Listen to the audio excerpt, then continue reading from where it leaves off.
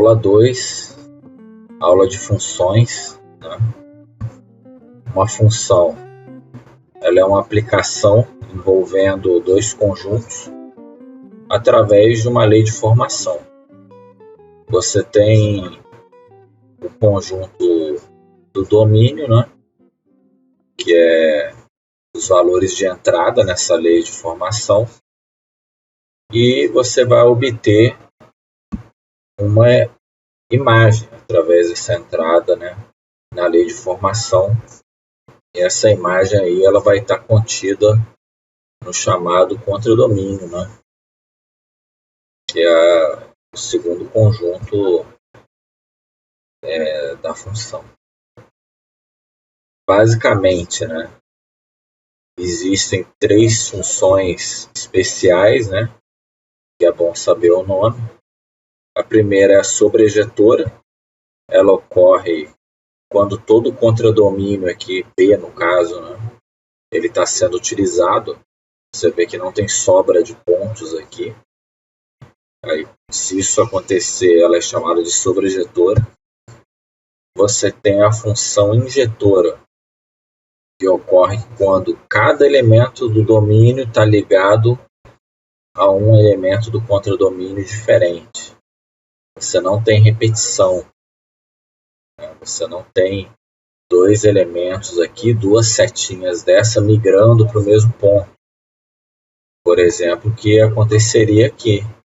Né? Aqui você tem, aqui é o caso da sobrejetora, né?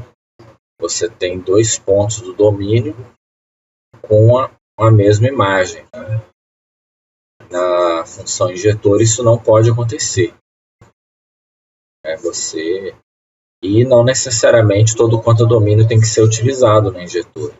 Você vê que você tem uma sobra aqui de pontos, não tem problema isso acontecer não. E na bijetora é quando ela é sobrejetora e injetora ao mesmo tempo.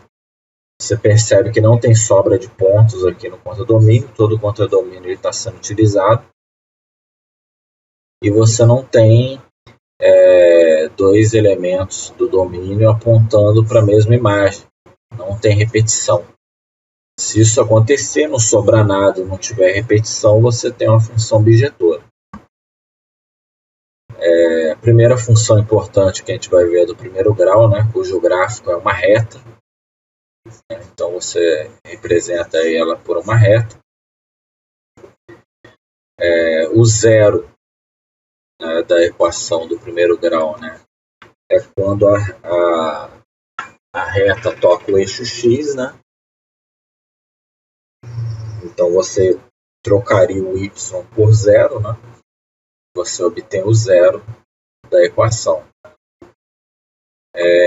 Nesse tipo de equação, né, de função do primeiro grau, se a reta, né, ela for crescente, ela vai ter o coeficiente A, né, que é chamado coeficiente angular da reta, positivo, que é esse número aqui que multiplica o x. Se ele for positivo, a reta ela é crescente, assim como essa reta que a gente tem aqui. Se o A for negativo, a reta ela vai ser decrescente, né? Que é esse caso aqui. Então, o coeficiente angular da reta vai definir se ela é crescente ou decrescente. Outra função, né, a segunda que a gente vai ver aqui é a função quadrática. Né? O gráfico é uma parábola. Né? Então, você vai ter aqui um polinômio do segundo grau. Né? Nessa parábola, você tem algumas coisas importantes. Né? A primeira, esse coeficiente A, ele vai falar para você, né, o valor do A, se a parábola ela tem concavidade para cima, que é esse caso aqui, né, ou concavidade para baixo. Ela vai ter concavidade para cima quando o A for positivo, e ela vai ter concavidade para baixo quando o A for negativo. Então aqui ela tem o A positivo, ela vai ter concavidade para baixo. O A negativo, concavidade para cima. Quando ela tiver com cavidade para cima, ela vai ter um valor mínimo, que é o vértice da parábola. E quando ela tiver com cavidade para baixo, ela não vai ter um valor mínimo limite, né? Mas ela vai ter um máximo, ela vai ter um pico. Ela atinge um pico e depois ela volta a cair. Então, isso daí acontece quando A é negativo. Então, quando o A é positivo, ela tem um mínimo. Quando o A é negativo, ela vai ter um máximo. O valor desse ponto, que é o vértice da parábola, ele pode ser calculado com essas coordenadas aqui. Menos B sobre 2A para x e menos delta sobre 4A para y. Vale para os dois casos. Os zeros, né, você consegue obter aplicando o Bhaskara. É sempre interessante calcular o delta separado, né, antes de aplicar essa segunda parte aqui, né. Você achando o delta, que é b ao quadrado menos 4ac, você vai ter uma informação importante sobre a função.